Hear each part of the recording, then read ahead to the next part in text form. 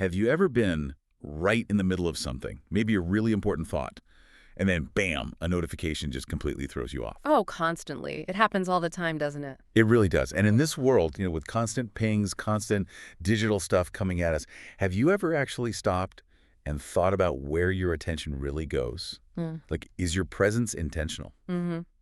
It's pretty wild because some research now clocks our attention spans at, what, less than 9 seconds? Yeah, that's the stat here. But here's the twist, the interesting part. Yeah. That's apparently not a flaw in us. Yeah. It's a clue. Exactly. It's a clue. Not that we're broken, but maybe that our brains are actually incredibly good at filtering out noise. Okay. Filtering. Right. So the challenge isn't really to stretch our attention spans like some kind of mental workout, but to direct our attention, to align it with what we actually intend to do. Okay, directing it. And that's really what we're diving into today. We want to unpack this idea that your presence, how you show up, isn't passive anymore. It's almost like a designed posture. Designed posture. Interesting. Yeah. And our goal here is to help you navigate all this information overload, maybe find your focus again, and really start to co-create your reality instead of just, reacting to everything that flashes up. I think everyone listening knows that feeling, especially like first thing in the morning. Those mornings in motion, they call it. Mhm. You wake up, haven't even had coffee yet, and boom, inbox is flashing, the feeds are scrolling. Right. Input just outruns intention immediately. Totally. So for people maybe hearing this framing for the first time, what does it really mean to think of our presence as interface? It's a pretty powerful way to think about it. It basically means your conscious attention, your intention. It's not just stuff going into a system passively. Okay. It's an active force. It shapes things. We're not just users clicking buttons. Our very way of being online or with our tech becomes the control panel. The control panel. Wow. Yeah, it influences the info we get, how we process it. And the core idea from the source material is really profound.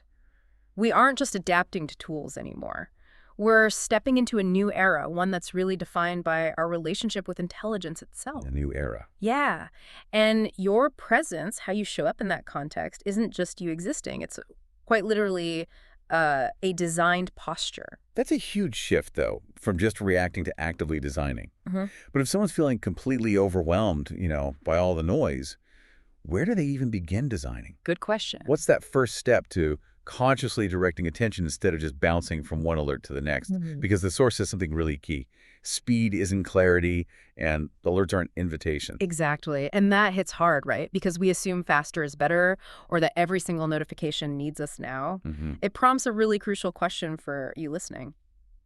When something pops up, does this actually ask for your attention, like deep focus? Or does it just want a quick response, maybe even just acknowledgement? Attention versus response. Okay.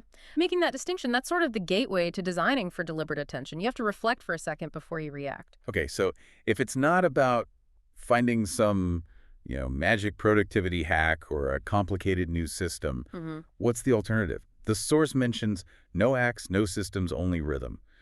What does that actually look like day to day? Right. It's about building these quiet rituals, simple things that create a firm foundation. Like imagine starting your day with just one sentence before input. Sentence. Yeah, like a grounding line, a little truth just for you before the noise of the outside world rushes in. I like that. Or thinking about AI not as just an answer machine, but like a thinking partner. So you don't just ask, what is X? You ask, what ideas are underneath this? Or what's the tone beneath this message? Deeper. Exactly.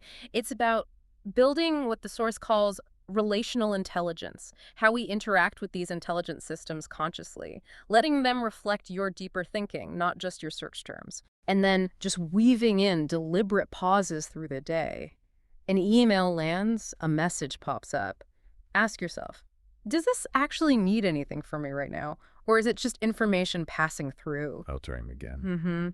And finally, using the evening like a mirror. Not to optimize or track metrics, but just for recognition, a quiet scan. What shaped my day? What actually centered me? What kind of diluted my focus?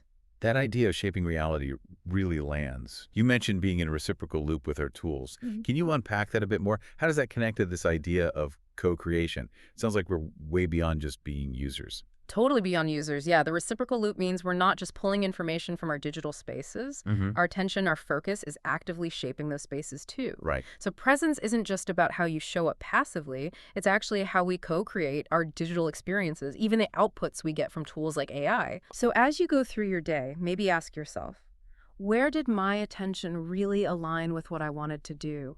Or what part of my work today felt truly human? These questions help tune you into that co-creative power.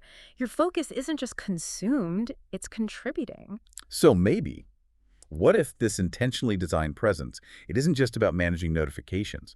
What if it's actually like the ultimate form of personal artistry in our digital age? I love that framing, and the source material kind of AOs that. It says explicitly, this isn't a manual, it's an invitation. An invitation. Yeah, an invitation to adopt this mindset. Got it. So if you find your day starting too loud or your focus feels scattered all over the place, maybe seeking out those clarity prompts, those quiet rhythms we talked about, maybe that's the move. It's about finding the signal in the noise, right? And choosing what truly matters to you.